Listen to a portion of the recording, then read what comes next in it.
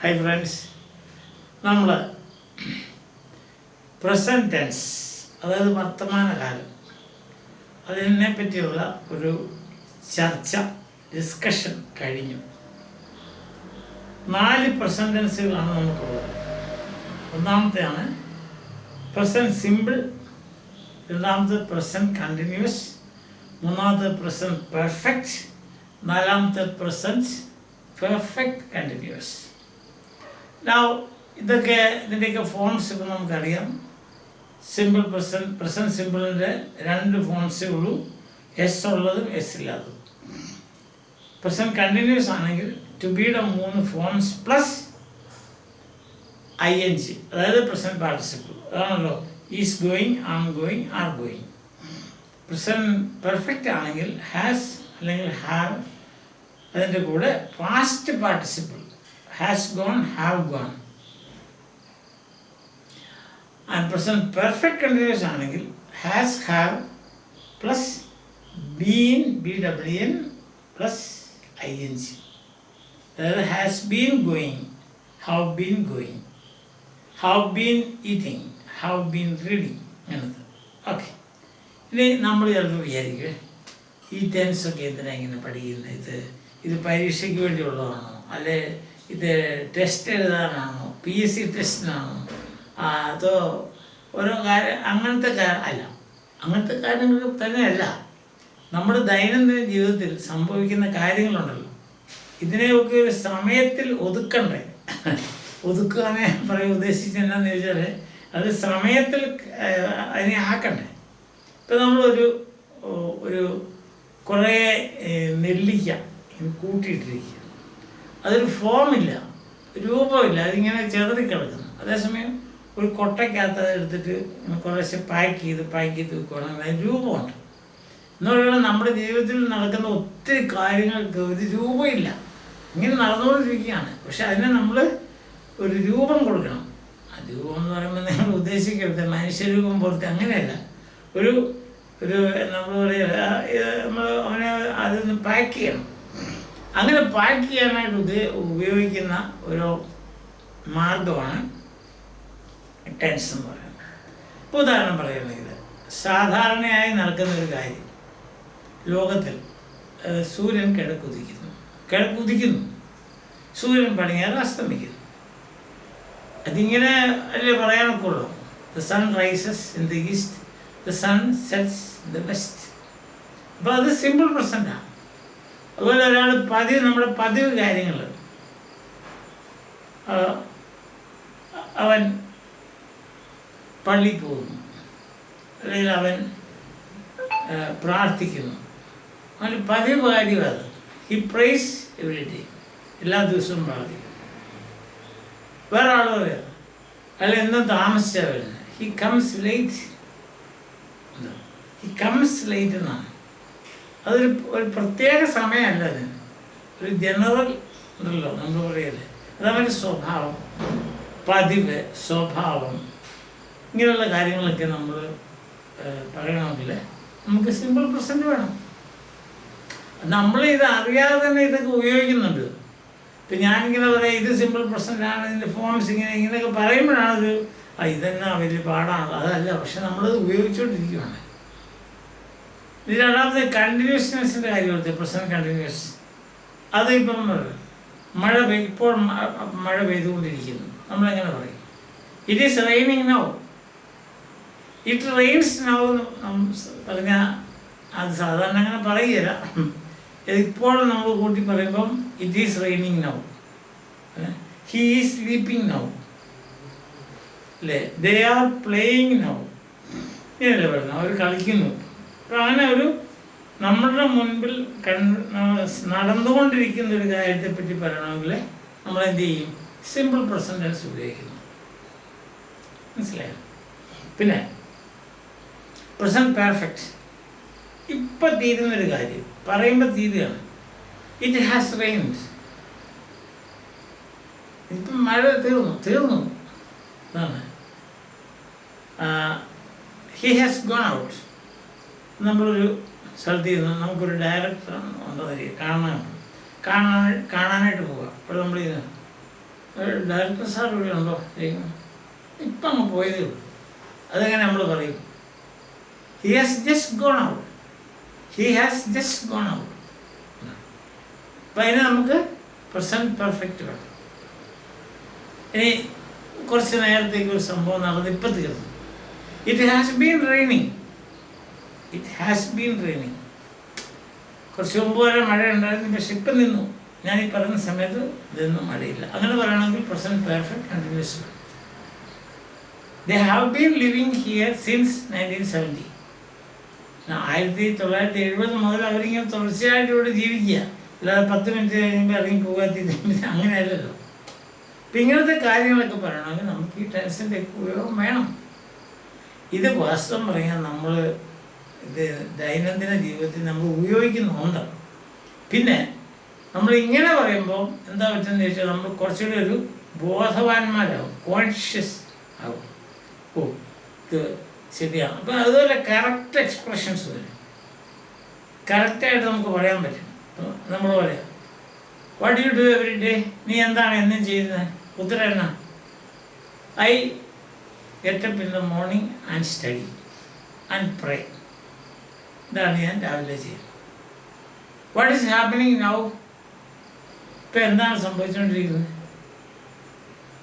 Now the students are going to school. ഇപ്പോഴെന്ത് സംഭവിക്കും? What happen to the students? ആ സ്റ്റുഡൻസിന് എന്ത് സംഭവിച്ചു? They have just gone to school. അവരവിടെ ഉണ്ടോന്നില്ല. They have just gone. അവർ ഇത്ര നേരം എന്തെടുക്കുമായിരുന്നു? They have been reading. ഇപ്പോൾ ഒരാൾ കണ്ടു, ഹെഡ് മാസ്റ്റർ ഉണ്ട്, പിള്ളേരിങ്ങനെ കളിക്കുക, കോർട്ടിൽ പോയി കളിച്ചുകൊണ്ടിരിക്കുക പകൽ സമയത്ത് 3ാമത്തെ പീരീഡിൽ. ഇപ്പം ഹെഡ് മാസ്റ്റർ ചോദിക്കുക, അവരെ എന്തെടുക്കുമായിരുന്നു ഇത്ര? ഇപ്പം നമ്മൾ ദേ ഹാവ് ബീൻ റീഡിങ്. ഈ മോമെൻ്റ് വരെ അത് വായിക്കുകയായിരുന്നു. അപ്പം ഇങ്ങനെ നമുക്ക് ദൈനംദിന ജീവിതത്തിൽ പറയാതിരിക്കാൻ പറ്റത്തില്ല. അപ്പം ഇങ്ങനെ പറയുന്നതിനാണ് ഈ ഓരോ സംഭവത്തിനെയും ഓരോ കാലവുമായിട്ട് നമ്മൾ ബന്ധപ്പെടുത്തുകയാണ്. കാലം എന്ന് പറഞ്ഞാൽ സമയം. അപ്പോൾ ഓരോ സംഭവത്തിനെയും നമുക്കുണ്ടാകുന്ന നമ്മുടെ ജീവിതത്തിൽ ഉണ്ടാകുന്ന സംഭവങ്ങൾ അതിനെ കാലം സമയവുമായിട്ട് ബന്ധപ്പെടുത്തുന്ന രീതിക്കാണ്, അല്ലെങ്കിൽ ബന്ധപ്പെടുത്താനുള്ള ഒരു മാർഗമാണ് ഈ ടെൻസ് എന്ന് പറയുന്നത്. ഇത് ഇംഗ്ലീഷിൽ തന്നെയല്ല, മലയാളത്തിലും എല്ലാം ഉണ്ട്, ഹിന്ദിയിലുണ്ട്. ആ രഹാഹ എന്നൊരു വന്നുകൊണ്ടിരിക്കുന്നു, ജാ രഹേ ഹേ, പോയിക്കൊണ്ടിരിക്കുന്നു ഉണ്ടോ. നമ്മൾ അതുപോലെ തന്നെ നമുക്ക് സാധാരണ സംഭവിക്കുന്ന ഒരു പ്രശ്നം ഞാൻ പറയാം. ഇപ്പോൾ പ്രസൻറ്റ് കണ്ടിന്യൂസ് ടെൻസ് ഉപയോഗിക്കുമ്പം കുട്ടികൾ എന്നാന്ന് ചോദിച്ചാൽ അവർ പറയും ഹീ ഗോയിങ് നടക്കുക. അത് ടെൻസല്ല. നമ്മൾ ആദ്യത്തെ ക്ലാസ്സിൽ ഓർക്കുന്നുണ്ടോ ഞാൻ പറഞ്ഞത്? അത് പ്രസൻറ്റ് പാർട്ടിസിപ്പിളാണ്. അതിന് ടെൻസ് ഇല്ല. അതങ്ങനെ അതിനെ ഒരു ടെൻസായിട്ട് കണക്കാക്കാൻ പറ്റത്തില്ല. അതേസമയം ഹി ഈസ് ഗോയിങ് എന്ന് പറയുമ്പോൾ അത് ടെൻസാണ്. ദേ ആർ ഗോയിങ് ടെൻസാണ്. ഐ ആം ഗോയിങ് ടെൻസാണ്. ഇപ്പം സാധാരണ ഉണ്ടാകാവുന്ന ഒരു മിസ്റ്റേക്ക് ഇതാണ്. ഏത്? He going, they coming, I going. അത് ടെൻസല്ല. പ്രസൻറ്റ് ടെൻസിൽ സാധാരണ ഉണ്ടാക്കാവുന്ന ഒരു മിസ്റ്റേക്കാണ് എസ് ഇല്ലാതെ ഉപയോഗിക്കുക. He go, he go. She Singh, അത് പറ്റിയല്ല. എന്തുകൊണ്ടാണ്? തേർഡ് പേഴ്സൺ സിംഗുലർ സബ്ജക്റ്റ് ആയിരിക്കുമ്പോൾ എസ് അവസാനം തിരക്കണം. അതൊക്കെ നമുക്കറിയാം. ഹാസ് പ്രസൻറ്റ് പെർഫെക്റ്റിൽ ചിലപ്പോൾ ഉണ്ടാകാവുന്നൊരു തെറ്റാണ് ഹാസ് ഇല്ലാതെ അങ്ങ് പറയും. അപ്പോൾ ഹാസ് ഇല്ലാതെ പറയുമ്പോൾ ഒരു വലിയ പ്രശ്നമുണ്ട്. എന്നാന്നറിയാം, അത് ഒത്തിരി തരത്തിൽ അത് തെറ്റിദ്ധരിക്കപ്പെടും. അത് പാസ്റ്റ് ടെൻസ് പഠിക്കുമ്പോൾ കുറച്ചുകൂടി മനസ്സിലാവും. അതുവരെ നമുക്ക് വെയിറ്റ് ചെയ്യാം. അപ്പോൾ ഇതാണ്. അല്ലെങ്കിൽ പ്രസൻറ്റ് പെർഫെക്റ്റ് ടെൻസ് ഉപയോഗിക്കുമ്പോൾ നമ്മൾ പറയും എങ്ങനെയാണ് പറയുന്നത്? ദേ ഹാവ് ഗോയിങ്, അത് പറ്റിയത്. ദേ ഹാവ് ബീൻ ഗോയിങ്, ആ ബീൻ അവിടെ വേണം. അതായത് പ്രസൻറ്റ് പെർഫെക്റ്റ് ടെൻസ് എന്ന് പറയുമ്പോൾ അതിനകത്ത് 3 അംഗങ്ങളുണ്ട്. ആ 3 അംഗങ്ങളുണ്ടെങ്കിൽ അതൊരു ടെൻസ് ആവുള്ളൂ. ഇതൊക്കെയാണ് നമ്മൾ ഈ ടെൻസ് ഉപയോഗിക്കുമ്പോൾ ശ്രദ്ധിക്കേണ്ടത്. ഒന്നാമത്തെ കാര്യം നിങ്ങൾ വിചാരിക്കുക, ഇത് ടെസ്റ്റിന് വേണ്ടിയോ അല്ലെങ്കിൽ ഇത് പരീക്ഷയ്ക്ക് വേണ്ടിയോ അല്ലെങ്കിൽ ഇത് വലിയൊരു എടുക്കാൻ പാടില്ലാത്തൊരു സംഭവമൊന്നുമല്ല. ഇത് നടന്നുകൊണ്ടിരിക്കുന്ന കാര്യമാണ്. നമ്മളതിനെ കുറച്ചുകൂടെയൊക്കെ ഒരു സിസ്റ്റമാറ്റിക് ആക്കും, അത്രേ ഉള്ളൂ. ഇപ്പോൾ ഉദാഹരണം പറയുകയാണെങ്കിൽ എന്തുമാത്രം സ്വരങ്ങൾ ഈ നമുക്ക് ചുറ്റും ഉണ്ടാകുന്നുണ്ട്. സ്വരങ്ങൾ എത്ര 1000-10,000 സ്വരങ്ങൾ, പക്ഷിയുടെ സ്വരം, മനുഷ്യൻ്റെ സ്വരം, മനുഷ്യൻ അകർന്ന് കൂവുന്നു, ഇതൊക്കെയാണ്. പക്ഷെ നമ്മൾ 7 സ്വരം ഇങ്ങനെ എടുക്കുക, എന്നിട്ട് അതിനെ ചിട്ടപ്പെടുത്തുമ്പോഴാണ് സംഗീതം ഉണ്ടാകുന്നത്. സരിഗമപദനിസ, അത്രേ ഉള്ളൂ. അതിനെ ചിട്ടപ്പെടുത്തുകയാണ്. അപ്പം അത് സംഗീതമായിട്ട് മാറും എന്ന് പറഞ്ഞാൽ നമ്മുടെ ചുറ്റും നടക്കുന്ന ഒത്തിരി സംഭവങ്ങളുണ്ട്. അതിനെ ഒരു ചിട്ടപ്പെടുത്തലാണ് ഈ ടെൻസ് ചെയ്യുന്നത്. അല്ലാതെ നമ്മൾ എന്തെങ്കിലും ഒന്ന് പ്രത്യേകതയോ ടെൻഷന് പരീക്ഷയ്ക്ക് പഠിക്കുന്ന സാധനമോ അങ്ങനെയൊന്നും അല്ല. ഇനി വേറൊരു കാര്യം നമുക്ക് മനസ്സിലാക്കാനുള്ളത്, ഈ ടെൻസിൻ്റെ ഫോംസ്. പ്രസൻറ്റ് ടെൻസിൽ ഒരു വെർബിന് 9 ഫോംസ് ഉണ്ട്. ഇതാ ഇവിടെ എഴുതിയിട്ടിരിക്കുന്നത് ടെൻസ്. എക്സാമ്പിൾ ഞാൻ കൊടുത്തിട്ടുണ്ട്. പിന്നെ എനിക്ക് നിങ്ങളോട് പറയാനുള്ളത്, ഒരു 10 വെർബ് എടുക്കുക. ഈ 10 വെർബ് എടുത്തിട്ട് അതിൻ്റെ പ്രസൻറ്റ് ടെൻസ് ഫോംസ് എഴുതുക. ഒരു ചാർട്ട് പോലെ ഉണ്ടാക്കുക, അല്ലെങ്കിൽ ഒരു ടേബിൾ പോലെ ഉണ്ടാക്കുക. ടെൻസിൻ്റെയൊക്കെ ഫോം പേരെഴുതുക, പിന്നെ അതിൻ്റെ ഫോംസ് എഴുതുക. അങ്ങനെ വരുമ്പം ഇതുണ്ടോ, നമ്മൾ ടോക്ക് അല്ലെങ്കിൽ ഗോ ഏതെങ്കിലും എടുത്തു. നമുക്ക് എന്താണ് go, goes. Present tense is going, am going, are going. Present continuous. Has gone, have gone. Present perfect. Have been going, has been going. Present perfect continuous. അങ്ങനെ 9. ഇപ്പം 10 വെർബ് എടുത്തിട്ട് ഈ 9 ഫോംസ് എഴുതുക. അതുകൊണ്ട് 2 ഗുണമുണ്ടാവും. ഒന്ന്, ഈ ടെൻസിൻ്റെയൊക്കെ പേരൊന്ന് പഠിക്കും. പേര് പഠിക്കുന്നവരെ അത്യാവശ്യമുള്ള കാര്യം തന്നെ. പേരറിയത്തില്ല പിന്നെ എങ്ങനെയാണ്? ഒരാളെപ്പറ്റി അറിയണമെങ്കിൽ ആദ്യം പേരറിയണ്ടേ അല്ലേ? നിങ്ങളുടെ കൂട്ടുകാരൻ, അദ്ദേഹത്തിൻ്റെ പേരറിഞ്ഞാൽ നിങ്ങൾക്ക് അദ്ദേഹത്തെ പറ്റി അറിയാൻ പറ്റും എന്ന് പറയുന്നത് അല്ലേ? ഒരു ടെൻസിൻ്റെ പേര് പഠിക്കുക ആദ്യം, എന്നിട്ട് അതിൻ്റെ ഫോംസൊക്കെ ഓരോ ടെൻസിലും എങ്ങനെയാണ് ഓരോ ക്രിയകൾ രൂപമാറ്റം വരുന്നത്. ഇപ്പം പ്രസന്റ് ടെൻസ് ഞാൻ പറഞ്ഞു ഗോ, ഗോസ്. ഒന്ന് എസ് ഉള്ള ഫോം, ഒന്ന് എസ് ഇല്ലാത്ത ഫോം. ഈറ്റ്സ്. പ്രസന്റ് കണ്ടിന്യൂസ് വരുമ്പം is, am, are plus ING form. Present perfect വരുമ്പം ഹാസ് പ്ലസ് പാസ്റ്റ് പെർഫെക്റ്റ്. അല്ല, നിങ്ങൾ പഠിക്കുന്നത് എങ്ങനെയായിരിക്കും? V3. വി എന്ന് പറഞ്ഞാൽ വി വെർബിൻ്റെ 3ാമത്തെ രൂപം എന്നുള്ളതാണ്. 4ാമത് വരുമ്പം as, have, been plus ING എന്ന് പറഞ്ഞാൽ പ്രസൻറ്റ് പാർട്ടിസിപ്പിൾ. അപ്പം അങ്ങനെ അതും കൂടി ചെയ്യുന്നത് വളരെ നല്ലതായിരിക്കും. എങ്കിൽ നമുക്ക് തറോ ആകും. എന്നാൽ പേര് പഠിക്കണം. രണ്ടാമത്തെ ഓരോ പേരിലും വരുന്ന ഫോംസ് പഠിക്കുക. അങ്ങനെ പഠിച്ചു കഴിയുമ്പോൾ നമുക്ക് ഈ ഭാഗം പയ്യെ നമുക്ക് സ്ലോ ഡൗൺ ചെയ്തിട്ട് അടുത്ത ഭാഗത്തിലേക്ക് കിടക്കാം. അതായത് പാസ്റ്റ് ടെൻസസ്. മനസ്സിലായോ? നമ്മൾ ഒരാളോട് ചോദിക്കുകയാണ്, സാധാരണ ജീവിതത്തിൽ നമ്മളൊന്ന് ചിന്തിച്ച് ചോദിക്കുക. നമ്മൾ ഒരാളുടെ ചോദിക്കാം, ഇപ്പം എങ്ങനെയാണ് ഇവിടെ മഴ പെയ്യുന്നുണ്ടോ? നമ്മൾ പറയും യെസ് ഇറ്റ് ഈസ് റെയിനിങ്. വേറൊരാൾ പറയാം, ഇങ്ങനെ നിങ്ങളുടെ അവിടെയൊക്കെ ഈ ഏതൊക്കെ മാസങ്ങളിലാണ് മഴ പെയ്യുന്നത്? അപ്പോൾ നമ്മൾ പറയും ഇറ്റ് റെയിൻസ് ഇൻ ജൂലൈ. സാധാരണ ജൂലൈ മാസത്തിൽ മഴ പെയ്യും. ഇപ്പം മഴ ഉണ്ടോ അവിടെ? It has just rains. തീർന്നെന്ന്. ഇപ്പം മഴയുടെ സ്ഥിതിക്ക് എങ്ങനെയാണ്? നമ്മൾ പറയും it has been raining but not now. It has been raining. കുറേ നേരമായിട്ട് മഴ ഉണ്ടായിരുന്നു, പക്ഷെ ഇപ്പം ഇല്ല അല്ലേ? അതാണ് പറയുന്നത് നമ്മൾ സാധാരണ ജീവിതത്തിൽ നമ്മളിത് ഉപയോഗിക്കുന്നത്. അടുത്തത്, ഇപ്പം നമ്മൾ ഹോസ്റ്റലിൽ ചെല്ലുക. 7 മണിയായപ്പോൾ നമ്മൾ ചെല്ലുക. അവിടേക്കും ഒന്നുമില്ല. നമ്മൾ ആ മെസ് മാനേജറോട് ചോദിക്കുകയാണ്, സാറേ എങ്ങനെയാ ഭക്ഷണം? We have just closed. Sorry, we have just closed. ഇപ്പം തീർന്നതെന്ന് പറയണമെങ്കിൽ പ്രസന്റ് പെർഫെക്റ്റ് വേണം. മനസ്സിലായി? We have just closed. അതാണ് തന്നെ വരിക. We have been serving food. We have been serving food. പക്ഷെ ഇപ്പം ഇല്ല, തീർന്നു. കുറച്ച് ഇമ്പോർട്ടൻ്റ്. ഇപ്പം വേറെ ആൾ ചോദിക്കുക, വളരെ അകലെന്ന് ചോദിക്കുക, എങ്ങനെയാണ് അവിടെ ഭക്ഷണമൊക്കെ ഇപ്പം കൊടുക്കുന്നുണ്ടോ? സമയമായോ? Yes, we are serving food. ഉണ്ടോ? ഞങ്ങൾ ഇപ്പം കൊടുത്തുകൊണ്ടിരിക്കുകയാണ്.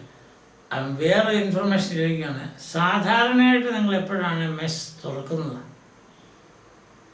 V usually open mess by 6 PM. അവിടെ നമുക്ക് വി ആർ ഓപ്പണിങ് മെസ് എന്ന് പറയാൻ പറ്റത്തില്ല, അത് ശരിയല്ലല്ലോ. We usually open mess by or at 7 PM, 6 PM. Yes, ഇതാണ് ഞാൻ പറയുന്നുണ്ടോ. ദൈനംദിന ജീവിതത്തിൽ ഇതിൻ്റെ ഉപയോഗം കണ്ടോ? അത് കല്യാണമൊക്കെ കഴിഞ്ഞാൽ ദേ ആർ ജസ്റ്റ് മാരീഡ്. പക്ഷെ നമ്മൾ പ്രസന്റ് കണ്ടിന്യൂസ് ടെൻസ് അവിടെ ഉപയോഗിക്കില്ല. ദേ ആർ മാരിങ് എന്ന് പറയത്തില്ല. അങ്ങനെ പറഞ്ഞത് വലിയ പ്രോസസ്സൊന്നുമല്ല, അങ്ങനെയല്ല. They are just married. അത് ഞാൻ ലിസ്റ്റ് തന്നില്ലേ, കുറേ ക്രിയകളുണ്ട്. നമുക്ക് അങ്ങനെ പ്രസന്റ് കണ്ടിന്യൂസിൽ ഉപയോഗിക്കാൻ പറ്റിയല്ല. അല്ല, നോയിങ് എന്നൊക്കെ പറയില്ല. ഐ ആം നോയിങ് എന്ന് പറയുന്ന കാര്യമില്ല, ഐ നോ. കാരണം ഐ നോ എന്നുള്ളത് അതിന് അണ്ടർസ്റ്റുഡാണ്. ഈ കണ്ടിന്യൂസ് ആണെന്നുള്ള ആ നോയിങ് എന്നുള്ള ആ പ്രവൃത്തി ഉണ്ടല്ലോ, അത് തുടരുന്ന കാര്യമാണ് നമുക്കറിയാം. അതുകൊണ്ടാണ് അത് അങ്ങനെ ഉപയോഗിക്കാത്തത്. അതുകൊണ്ട് നമ്മൾ പറഞ്ഞു കഴിഞ്ഞതാണ് അതൊക്കെ. നിങ്ങൾ ആ ലിസ്റ്റ് നോക്കുമ്പോൾ അറിയാം. ഒരു സാമാന്യം അത്തരത്തിലുള്ള ഒരു ലിസ്റ്റ് ഞാൻ തന്നിട്ടുണ്ട്. അത് എങ്ങനെയാണ്, ഏതൊക്കെ ക്രിയകളാണ് നമ്മൾ പ്രസന്റ് കണ്ടിന്യൂസിൽ ഉപയോഗിക്കാത്തത്. ഞാൻ ജസ്റ്റ് ഇപ്പം ഈ കാര്യം ഞാൻ പറഞ്ഞതാണ്. ദേ ഹാവ് ജസ്റ്റ് മാരീഡ്. മനസ്സിലായോ? അപ്പം അങ്ങനെ ഓരോ പ്രവൃത്തികളും നമ്മൾ ചെയ്യുന്നത് നമ്മളിങ്ങനെ ചിട്ടപ്പെടുത്തുന്നുണ്ട്. ഞാൻ പറഞ്ഞില്ല, സംഗീതം, ശബ്ദങ്ങൾ എല്ലായിടത്തല്ലല്ലോ സംഗീതം. കുറേ സെലക്ട് ചെയ്ത് ഒരു സമയത്തിനെ നമ്മൾ സെലക്ട് ചെയ്യണം. ആ ഒരു സമയത്തിന് നമ്മൾ സിമ്പിൾ പ്രസൻറ്റ് സിമ്പിൾ എന്ന് പറയും. വേറൊരു സമയത്തിന് നമ്മൾ പ്രസൻറ്റ് കണ്ടിന്യൂസ് എന്ന് പറയും. വേറൊരു സമയത്തിന് പ്രസൻറ്റ് പെർഫെക്റ്റ് എന്ന് പറയും. വേറൊരു സമയത്തിന് പ്രസൻറ്റ് പെർഫെക്റ്റ് കണ്ടിന്യൂസ് എന്ന് പറയും. മനസ്സിലായോ? അപ്പം അങ്ങനെയാണ് ഇതിൻ്റെ ഉപയോഗം. അല്ലാതെ ഇത് പരീക്ഷയ്ക്ക് വേണ്ടി തന്നെയുള്ളതോ അല്ലെങ്കിൽ ടെസ്റ്റ് എഴുതാനുള്ള സംഗതിയൊന്നും അല്ല.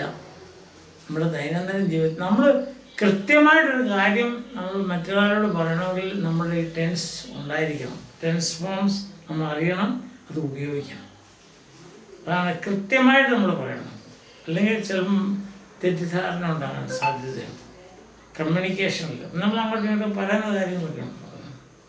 അപ്പം അതിന് ഞാൻ പറഞ്ഞതിൻ്റെ അർത്ഥം ഇത്രയേ ഉള്ളൂ.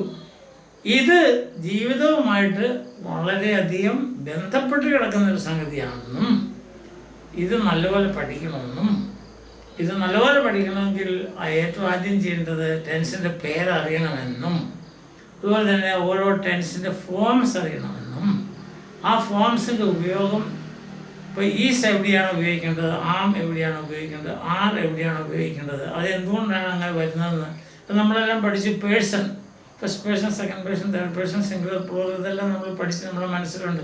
ഇതിൻ്റെ എല്ലാം ആകെ നമ്മുടെ ഒരു ഒരു ഒരു പടം അല്ലെങ്കിൽ ഒരു മനസ്സിലൊരു ഒരു കാഴ്ചപ്പാടുണ്ടെങ്കിൽ നമ്മൾ ഒരിക്കലും തെറ്റുവരുത്തിയല്ല. ഭാഷ തെറ്റില്ലാതെ ഉപയോഗിക്കുക എന്ന് പറയുന്നത് ഒരു അത്യാവശ്യമുള്ള കാര്യമല്ലേ. ചിലരൊക്കെ പറയും, ഓ ഭാഷ എങ്ങനെയാണ് കാര്യം ഞാൻ പറഞ്ഞ് മനസ്സിലാക്കിയാൽ പോരെ. അങ്ങനെ അല്ലല്ലോ. നമ്മൾ ഇപ്പം എങ്ങനെയെങ്കിലും ഒരു പാട്ട് പാടാൻ പറ്റുമോ? എങ്ങനെയെങ്കിലും ഒരു പാട്ട് ഒന്ന് നടക്കുകയില്ല. അതിന് ചില ചിട്ടകളൊക്കെ ഉണ്ട്. എന്ന് പറയുന്നത് തന്നെ കൃത്യമായ രീതിയിൽ നല്ലതുപോലെ കാര്യങ്ങൾ പറഞ്ഞ് മനുഷ്യനെ മനസ്സിലാക്കണമെങ്കിൽ നമ്മൾ ഈ ടെൻസ് അറിഞ്ഞിരിക്കണം. വളരെ രസകരമായൊരു കാര്യമുണ്ട്. ഇത് ഇംഗ്ലീഷ് ടെൻസസ് എന്ന് പറയുന്നത് വളരെ സിമ്പിളാണ്. വേറെ ചില ഭാഷയുടെയൊക്കെ ടെൻസുകൾ നമ്മൾ നമുക്ക് ലത്തീൻ അല്ലെങ്കിൽ ഇപ്പം നമ്മൾ പറയല്ലേ ഒന്നെന്ന് പറയുന്നത് ഏകവചനം, ഒന്നിലധികം ബഹുവചനം എന്നല്ലേ. അതേസമയം സംസ്കൃതത്തിലൊക്കെ ഒന്നെന്ന് പറയുന്നതിന് ഒരു രൂപം, രണ്ടെന്ന് പറയുന്നതിന് ഒരു രൂപം, പിന്നെയാണ് പ്ലൂറൽ വരുന്നത്. അതിന് അത്രയും കൃത്യമായിട്ട് കാര്യങ്ങൾ പറയാനും പറഞ്ഞു കൊടുക്കാനും സാധിക്കുന്നുണ്ട് അങ്ങനത്തെ ഒരു ഭാഷകൾ.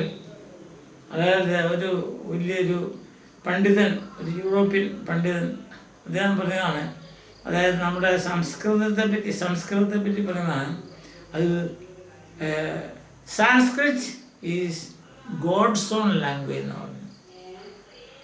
സംസ്കൃതം എന്ന് പറയുന്നത് ദൈവത്തിൻ്റെ ഭാഷയാണെന്നാണ് അദ്ദേഹം പറഞ്ഞത്. അദ്ദേഹം പഠിച്ചിട്ട് പറഞ്ഞത്. അദ്ദേഹം സംസ്കൃതം പഠിച്ചിട്ട് അത്രയ്ക്ക് അദ്ദേഹത്തിന് ഇഷ്ടപ്പെട്ടു അത്. അതിൻ്റെ ഉപയോഗങ്ങളും അതിൻ്റെ രീതികളും ഓരോ ക്രിയയ്ക്കും ഓരോ ടെൻസിനും പ്രത്യേകം രൂപങ്ങൾ, ഫസ്റ്റ് പേഴ്സൺ രൂപങ്ങൾ, ദ്വയം ടു, രണ്ടാളുടെ കാര്യം പറയുന്നെങ്കിൽ അതിന് പ്രത്യേക രൂപങ്ങൾ, രണ്ടിൽ കൂടുതലാണെങ്കിൽ പ്രത്യേക. അങ്ങോട്ട് ഞാൻ കടന്നു പോകുന്നില്ല. അപ്പം അവിടെ കൂടി ഞാൻ നിർത്തുകയാണ് തൽക്കാലം.